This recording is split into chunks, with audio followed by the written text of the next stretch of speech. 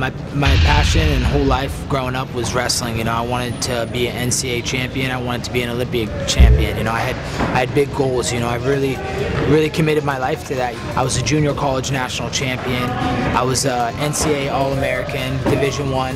I was a two-time Pac-10 champion on the West Coast for Oregon State. You know, when I first transitioned to MMA, I had these big dreams and hopes. I was like, you know, I should be in the UFC within a year. You know, get 3-4 fights in a year, and boom, I'm there. But you know, things don't always go according to plan in life, and you know, you always have some obstacles and setbacks, but you have to push through those obstacles and break down those barriers, you know, and that's what ended up happening.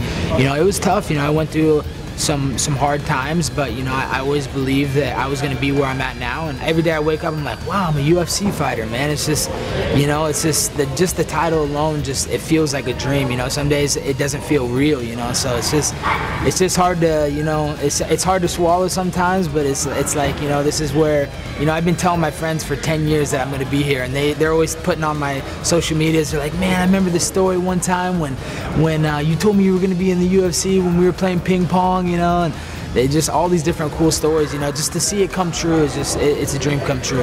This coming weekend, November 8th, you know, I step back in the UFC cage for my second UFC fight and 7th overall professional fight.